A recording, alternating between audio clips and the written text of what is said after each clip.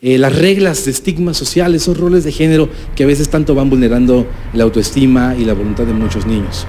A esa tarea nos dimos, a eliminar esos lastres que a veces frenan el desarrollo. A esa tarea nos dimos a buscar que muchas personas, niñas y niños, adultos, jóvenes, emprendan, empiecen a soñar, encuentren en Dios, encuentren en México, encuentren en la madre tierra, en el universo, lo que sea vocación, pasión, que encuentren en el deporte, en el atletismo, en el taekwondo, en lo que sea, esa causante de lucha social, esa causante que diga, soy un niño tal vez, soy un adulto tal vez, pero puedo emprender, puedo empezar a buscar esa vocación, ese éxito, para que lo podamos compartir entre todas y todos.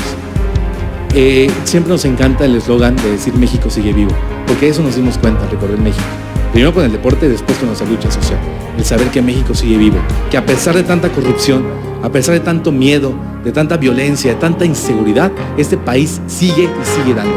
Porque su riqueza no es tanto en lo económico, su riqueza es en nosotras y nosotros. Es en la voluntad de miles de mexicanos, en niñas, en niños, en jóvenes que corren su maratón y encuentran pasión, que terminan y lloran y se sienten capaces de hacer lo imposible.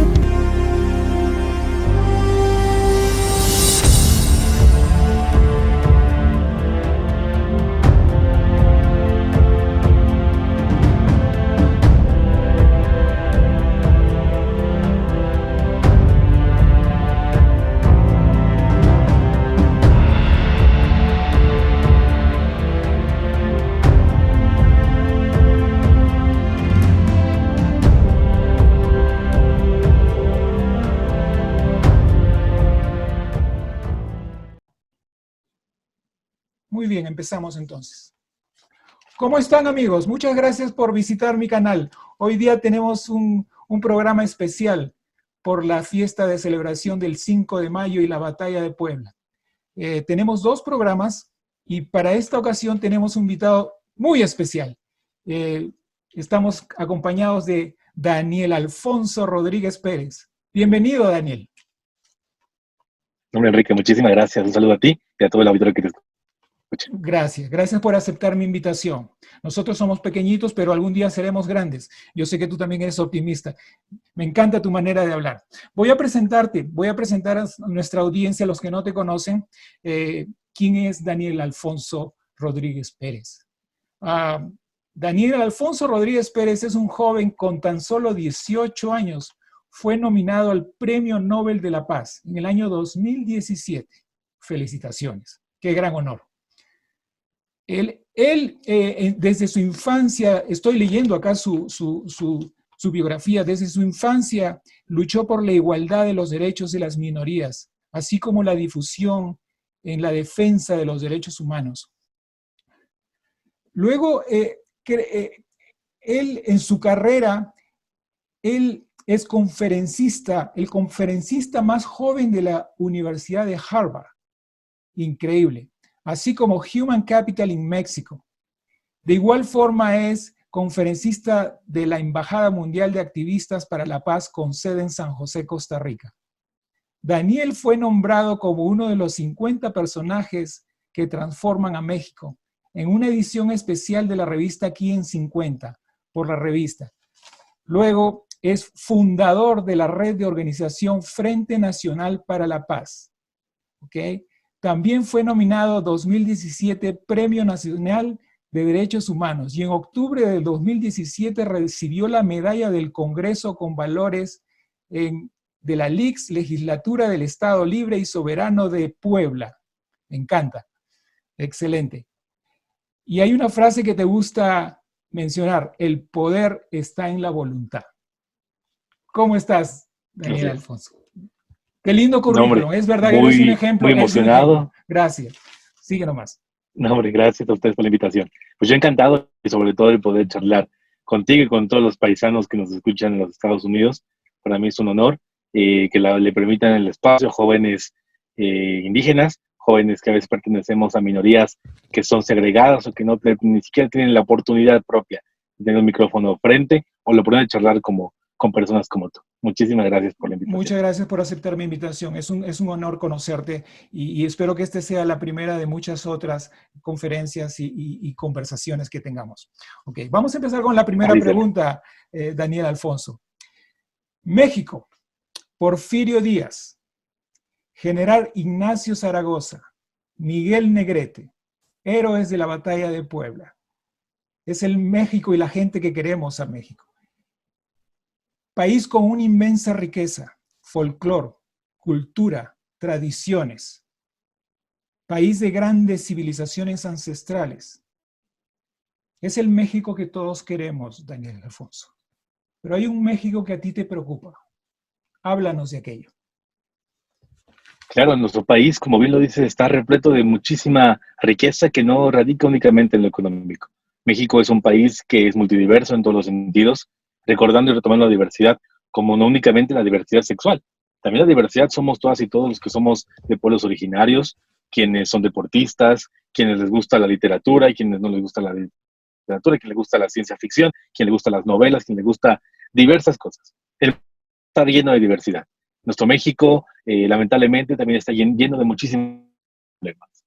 Problemas de corrupción, inseguridad, narcotráfico, etcétera, etcétera. Pero estoy convencido que nuestro país también tiene muchísimas iniciativas de niñas, niños, jóvenes, adultos, que todos los días se levantan buscando abonar a este país. Decía nuestro expresidente Enrique Peña Nieto, tan señalado por muchísimas cosas, pero creo que dijo una frase muy certera y muy real. Decía que no se imagina ningún mexicano que se levante todos los días buscando joder al país. Yo tampoco imagino ningún mexicano que haga eso. O ningún americano buscando dañar a Estados Unidos. O ningún argentino buscando dañar a Argentina. O italiano buscando dañar a Italia. Al contrario, yo creo que todas y todos buscamos que nuestros países, que la humanidad avance hacia un lugar de paz, de seguridad, de justicia. Retomando la paz no únicamente como una ausencia de violencia, me lo decía Rigoberta Menchú. La paz es cuando todas y todos podemos vivir en dignidad. Cuando todos los niños del mundo puedan irse a dormir en la noche sin hambre. Cuando todas y todos los niños puedan estar en las escuelas. Cuando la comunidad LGBTIQ pueda vivir sin miedo. Cuando no exista la corrupción. Cuando no exista la desigualdad. Lamentablemente, nuestro país, México, es conocido por todas estas problemáticas. Pero también me gustaría que en esta charla y en más oportunidades que tengan de hablar con más mexicanos, podamos abonar y platicar sobre lo bueno que está haciendo México, lo bueno que estamos haciendo las y los voluntarios por este país, ¿no? En México desigualdades que a todos y a todos nos desgarra. Te voy a platicar una anécdota muy, muy rápida. Yo soy de un municipio que se llama Tlaxcoapan. Está en la región indígena del Valle del Mezquital, en el estado de Hidalgo, centro de México. Gracias a Dios, mis papás siempre han trabajado muchísimo para que a mis hermanos y a mí nunca nos faltara nada, digamos, en temas materiales, ni educación, ni alimento, ni otras cosas. Pero este municipio y esta región es muy dañada por los temas indígenas. Lamentablemente México parece que pobreza es un igual a indígenas. Hemos vivido con ese estigma, porque muchas regiones como estas, pues vivimos en situaciones a veces de no tanto acceso a servicios, agua potable, saneamiento, etcétera. Pero también hay, como jóvenes en este núcleo, de cierta forma hasta de privilegios, parecía que eso era ajeno. Sabíamos que el país estaba en problemas, sabíamos que en el norte, en Tijuana, había guerra contra los cárteles, sabíamos que en el sur, en Yucatán, Oaxaca, Tabasco, Campeche, Chihuahua, había pobreza. Lo sabíamos por el internet, lo sabíamos por los periódicos, lo sabíamos por la escuela. Pero a la par yo también era deportista. Estamos hablando cuando tenía 7, 8 años, más o menos. Era deportista, me dediqué al taekwondo profesionalmente desde los 6 años hasta los 15. Lo dejé por lesiones y por la actividad de la escuela. Pero en ese entonces, en 2009, yo tenía 11 años, me tocó ir a Tijuana, la Olimpiada Nacional, en la pandemia pasada de H1N1, que en México fue el brote. Me tocó ir a Tijuana. Y sabíamos, mis papás me decían, oye, cuídate mucho, el narcotráfico está muy fuerte, siempre estén juntos, nunca estén solos. Veníamos de un estado muy pobre, que es Hidalgo, y que en el deporte pues estamos nulos y éramos un equipo muy, muy pequeño. Llegamos a Tijuana y uno sabía que las cosas estaban mal. Tus papás se lo recalcaban, las noticias lo recalcaban, los periódicos también. Pero llegar a la ciudad de Tijuana, estar comiendo hamburguesas en la noche después de haber dado el peso para poder competir, y escuchar balazos, estar entre un fuego entre dos camionetas, evidentemente del narcotráfico, pues te cambia la perspectiva. Te hace saber que esos periódicos no están mintiendo. Pero una cosa es saberlo y otra cosa es y en otra forma también ir al sur ir a Yucatán en este momento. Ahorita Yucatán es una preciosura en temas turísticos y ya tiene un gran avance, pero en ese momento no lo era. Llegabas ahí y veías la pobreza desgarradora en todos los sentidos. Yo venía de un estado muy pobre, que es Hidalgo. Otros estados, Tlaxcala, Chiapas, que en el deporte estamos muy mal, y en las inversiones de tema de uno hacia diferentes sectores también, pues veías que no estaban en el mismo plano, ¿no? Veías a los chicos de Nuevo León que tenían pants Nike y uniformes Adidas y que iban a entrenar a Corea, y nosotros juntábamos a veces nuestro dinero para poder irnos a competir a estos lugares, ¿no? Entonces, es esa realidad tan presentada directamente a tus ojos, vivida a veces por conocidos, amigos, vecinos, o lo ves en tu región, pues te llena de coraje y te hace buscar que México nunca más pase por eso. Si tú tuviste la oportunidad de ir a la escuela y aprender y tener la gran motivación de profesores y profesores, más niñas y más niños allá también lo hagan. Crear o Morir, un libro que escribe Andrés Oppenheimer, un periodista de Sudamérica, habla muchísimo de Silicon Valley, de todas estas partes de Estados Unidos que están llenas de innovación. Y dice que el próximo Steve Jobs, el próximo Bill Gates, el próximo Mark Zuckerberg están en América Latina. Sí. Están en las montañas, están en los valles, están a veces en escuelas que son de cartón, escuelas que son de madera, que muchas veces hemos visitado también aquí en nuestras regiones. Están ahí. Solamente falta que les llegue esa motivación, esa voz que les diga, adelante, tú lo puedes hacer. Claro que no hay imposibles. Claro que un niño indígena de la región del Valle Mezquital pudo hablar en Harvard, que es una cosa que jamás me imaginé en mi vida, que jamás esperé y que, por ejemplo, nunca busqué, porque realmente no buscamos el reconocimiento. Nuestra lucha es por un país en paz, por un México en paz, una humanidad donde los derechos humanos sean la prioridad, una humanidad donde todas y todos podamos vivir en paz y con dignidad y con tranquilidad. Desde una activista mexicana hace un par de años, cuando el gobierno de México le dio una disculpa pública, en su caso, que hasta que la dignidad se haga costumbre. Y yo creo que eso es lo que estamos pugnando, que la dignidad sea una costumbre para que todas y todos podamos vivir en paz. Qué lindo lo que acabas de decir, que la dignidad sea una costumbre para que todos podamos vivir en paz. Me suena música para mis oídos. Tú pones cuando pones las palabras juntas, educación, paz, igualdad, y que todos somos iguales, dice mucho de tu persona y cómo has sido crecido y tus padres cómo te han enseñado esos valores, definitivamente. Cuando te escucho a ti, es seguramente que estoy escuchando a tu padre y a tu madre. De repente tú no te das cuenta, pero los otros de repente un poco más mayores. Pareciera que tú, Daniel Alfonso, has nacido ya grande, ya mayor. Tienes la experiencia de una persona mayor. Y creo que por tu récord, por lo que estoy leyendo, siempre ha sido así tu manera de ver. Es verdad lo que dices. Cuando escuchamos por las noticias, a veces somos un poco insensibles, pero cuando nos toca vivir los balazos, o la incertidumbre o la pobreza, mirarlos de cerca, cambia nuestra manera de pensar. Nos decimos ¿por qué? Y nos preguntamos ¿por qué? Las cosas no están bien si solamente nos quedamos pasivos. Necesitamos acción, necesitamos compromiso con nuestros países, con nuestros pueblos. Yo soy de origen peruano para los que no me conocen. Yo nací en el Perú y emigré 28 años a los Estados Unidos, pero nunca me olvido de lo que vi cuando salí, que era un país muy pobre. Y todavía no hemos solucionado esa parte que tú mencionas. Quiero hablarte de algo más que es muy importante y que considero que ustedes, los millennials, han nacido en una época con herramientas donde su voz se puede ser escuchada más clara, la audiencia puede ser más grande y es el Internet y las redes sociales. ¿Cómo tú crees que utilizar estas herramientas del Internet y las redes sociales para luchar por la lucha y la defensa de los derechos humanos, que tanto a ti te apasiona?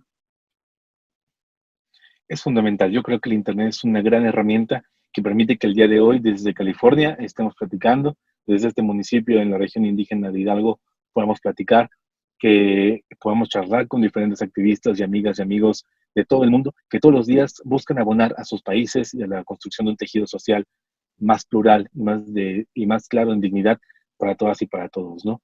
Creo que el Internet tiene también sus grandes desventajas y sobre todo sus temas de inseguridad, pero eso ya tocará a los gobiernos y su responsabilidad de poder salvaguardar la dignidad y la integridad de todas y de todos a través de la red, ¿no? De Internet. Pero creo que como una herramienta ha sido una gran posibilidad para conectar al mundo y para conectar la información, pero sobre todo para señalar y para darse cuenta de las grandes injusticias que viven en el país. Imaginemos el genocidio de Ruanda. En su momento la red ya existía, ya había de ciertas redes de gobiernos y de empresas multinacionales que tenían cierta conexión a redes como Internet. Pero si en ese momento hubiera existido la posibilidad de tener un smartphone, levantarlo y ponerle, hacer un en vivo en YouTube, hacer un en vivo en Facebook, en Instagram, y ver la situación que está viviendo en ese momento en Ruanda, hubiera despertado la indignación social y se hubiera movilizado gran cantidad de organismos y de sociedad civil, ¿no? Por ejemplo, algo muy más claro, hace 15 días, hace 2 semanas, 3, en Hidalgo, en la región de la Sierra Gorda, una región muy pobre, hubo un incendio que acabó con 140 hectáreas de un parque nacional. Arrasó 2 comunidades tremendamente, comunidades muy pobres en este municipio de Nicolás Flores. ¿Qué hicimos como organización? Hablar con nuestros amigos de Cadena, una organización judía en México, que nace en México, pero que se dedican justamente a esto, a poder apoyar en desastres naturales y ya ir, estamos buscando el apoyo para esas comunidades. En cuestión, vamos para allá. Y así, a través de las redes sociales, ¿no? Hace 15 días. Tú eres Daniel Alfonso, tú eres el organizador y el fundador de una organización que lucha por los derechos humanos que creaste, se llama Frente Nacional para la Paz. Y tú eres el promotor de 3 iniciativas que me parecen, quisiera que entres más en detalle. Una es Educación para la Paz, formación de derechos humanos en servidores públicos y promoción de la responsabilidad social en las empresas. ¿Nos puedes entrar en detalle en estos 3 puntos que tú difundes? Claro que sí. El Frente Nacional para la Paz, buscamos ser un frente ciudadano que luche por la paz en México y en América. Gracias a Dios también ya hemos tenido un poco de avance en Perú. Tenemos un amigo en Chiclayo que nos ha apoyado en poder también llevar estas iniciativas a esta comunidad en Perú. Pero como Frente Nacional para la Paz, a veces el nombre es un poco fuerte. Por ejemplo, Frente en otros países significa ultraderecha. Por ejemplo, en Francia, el Frente Democrático, no sé qué, es ultraderecha. En México, el Frente por la Familia es también ultraderecha. Creo que nosotros no somos ultraderecha, al contrario, somos izquierda que busca estas iniciativas, ¿no? Como tal, estos 3 puntos fundan las bases de este movimiento. El Frente Nacional para la Paz, como comentamos hace un ratito, su eje toral y fundamental es la educación. La educación, tanto el acceso como la innovación y como justamente el primer punto, la educación para la paz. María Montessori decía que en el mundo se educa para competir y la competencia es el primer paso para cualquier guerra. Para cualquier guerra, cualquier país que quiere decir su supremacía, es esa competencia que existe. Si en las escuelas logramos que los niños dejen de competir, en las escuelas vemos que los niños logran ser empáticos, buscan construir un espacio de paz, ven que el aula es un espacio libre, donde pueden ser ellos realmente, podemos construir un país en paz. Y es justamente esa iniciativa lo que nos mueve, la educación para la paz. Una educación que centre. Se cortó, parece. Hello. Daniel, ¿me escuchas? Voy a hacer una pausa, ¿ok?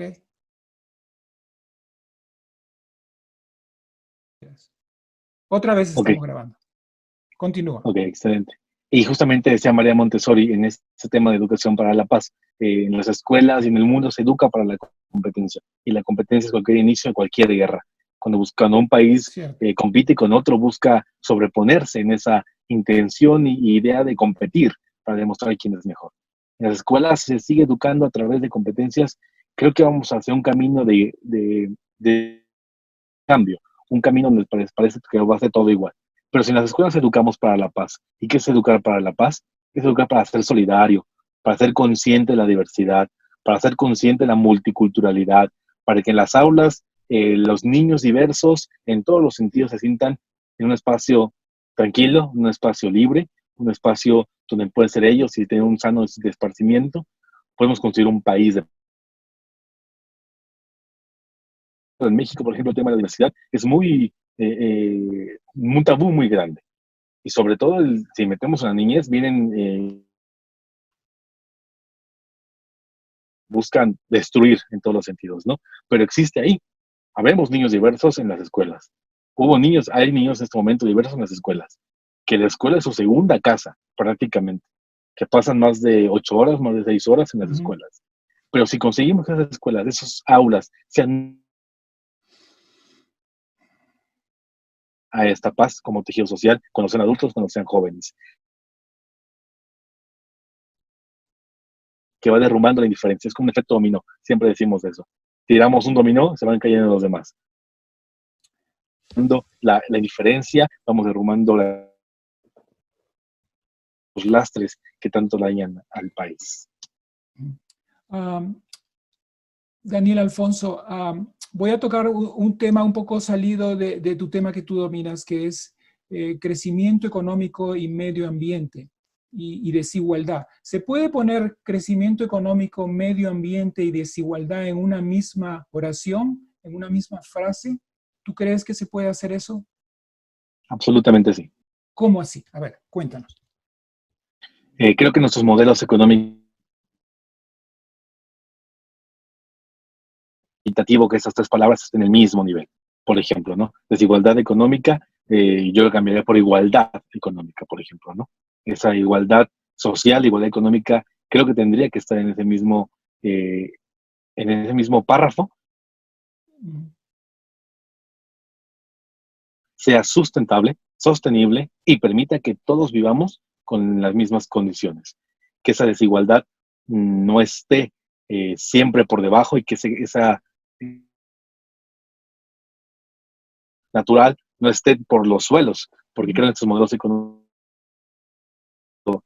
únicamente por el ganar. Así es. Como modelo económico. Jamás se han preocupado por la responsabilidad social que tienen. En México, me imagino que en muchos países también existen las empresas, pero tienen hasta un límite, digamos, ¿no? Por ejemplo, si aquí se instala un supermercado Walmart, pues tendría que donar cierta cantidad de dinero para poder rehabilitar una calle, pero hasta ahí se queda. Pero por lo tanto, esta empresa va a ganar millones y millones y millones y millones, va a terminar con el agua de muchas comunidades y unas parcelas que de sembradío las va a pagar a bajo costo al campesino, y este campesino va a vivir con este dinero medio año, un año a lo más, y se acabó. Eso no es estar en igualdad. Tenemos que buscar modelos económicos que realmente permitan que estas tres palabras coexistan: igualdad económica, igualdad social, el desarrollo sustentable y la economía, que es posible, que justamente creo que es posible, y que un ejemplo muy claro creo es los pueblos originarios. Vivimos en desigualdad los originarios. Eso es, no hay otra forma de decirlo, ¿no? Así es. Existe, así. pero somos comunidades muy unidas, por ejemplo. Regiones de la Huasteca, que son regiones de montaña muy alejados aquí en Hidalgo, la gente pues se apoya y es solidaria. Por ejemplo, ahorita en el tema de la pandemia, mucha gente decía, pero los pueblos originarios, ¿qué va a pasar con ellos? El acceso a la salud es limitado, es muy, muy poco. Pero nosotros como pueblos originarios, si nos dicen hay que quedarse en casa y comer, aunque sean frijolitos o lo que podamos comer, se come. Y si el vecino que vive muy lejos lo necesita, va y se le apoya. Y es un pueblo muy solidario. Son comunidades que justamente hacen esto, común, unidad.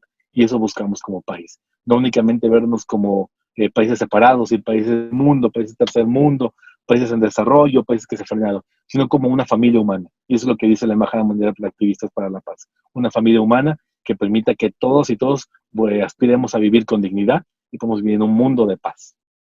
La solidaridad facilita la coexistencia, ¿no es cierto? Así es. Así es, todos somos hermanos al fin y al cabo. Pareciera que con esta pandemia tenemos que buscar una manera de reorganizarnos y de innovar nuevas maneras de coexistencia, porque nosotros siempre hemos creído, mirados desde el punto de vista de los Estados Unidos, es una manera occidental que hay que explotar a la tierra, que la tierra nos sirva. Pero en nuestros pueblos originarios no necesariamente la tierra es para que nos sirva. Nosotros, los pueblos originarios, es una coexistencia entre la naturaleza, las plantas, los animales y la tierra misma. Aprender a coexistir. no solo extraerle, sacarle, minas, petróleo, gas natural, litio, lo que creas. Llega un momento que la Tierra dice, un momentito, creo que ya me están abusando a mí. Entonces, estamos viviendo una etapa muy extraña estamos pasando a la historia. Esta es una etapa en la historia que se va a recordar y va a estar en escritos. Y este video, muchos no lo ven así, pero yo sí lo veo así. Quiere decir de que en este video, esta conversación que estamos teniendo contigo, va a quedar grabada. Yo no la voy a borrar. Entonces, tus hijos, tus nietos, tus bisnietos, cuando nosotros ya no estemos con vida, van a ver cómo nuestros ancestros han podido cambiar para el bienestar del futuro y de nuestras civilizaciones. Esto va a quedar grabado. Nadie no se va a ir nunca. El que quiere saber cómo nosotros nos hemos organizado, hemos tenido una práctica, una conversación fructífera para mejorar nuestra coexistencia en 500 y 1000 años, lo van a ver. Y esta es una prueba de que a ti y a mí nos preocupa. Vivimos en el mismo planeta. Olvidémonos de las fronteras y las nacionalidades. Vivimos en un mismo planeta y tenemos que aprender a coexistir. Todos somos hermanos. Todos somos hermanos. ¿Algo más que quieres decir, Daniel Alfonso?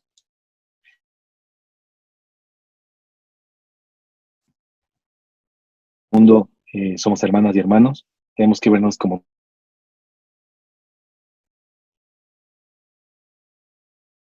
que más o menos dice que se propone un nuevo sistema, que dejemos de ver las fronteras y nos veamos como hermanos, que nuestra única religión sea el amor y nuestra única meta sea la paz. Así es. Te estás cortando en este momento, Daniel Alfonso. Si puedes repetir tu mensaje, puedes repetir la última frase que dijiste, se cortó. Sí, y justamente era ello de retomarlo con el tema de decir que no existen fronteras, misma raza, la raza humana, de los colores y formas de expresiones que sean. Nuestra única religión debe ser el amor, nuestra única meta debe ser vivir en paz. Qué lindas tus palabras, qué lindas tus palabras. Suenan música para mis oídos. Y esto nos motiva a todos los... Claro que sí, claro que sí. Se está cortando la transmisión. Sí. ¿Me escuchan bien ahí? Ahora sí, ahora sí. Quiero agradecerte, Daniel Alfonso. Creo que he aprendido mucho. Creo que he aprendido mucho y muchas de las personas que nos han visto y nos han escuchado han aprendido mucho de ti sobre todo. Tú eres una persona muy hábil que te preocupa a tus hermanos mexicanos, al igual que a mí me preocupa. Yo tengo un panorama bien amplio. No soy tan nacionalista. Veo a toda Latinoamérica como mis hermanos. Y quiero mucho a México. Quiero mucho a México. Excelente. Muchas gracias y por la aquí oportunidad. tienen su casa.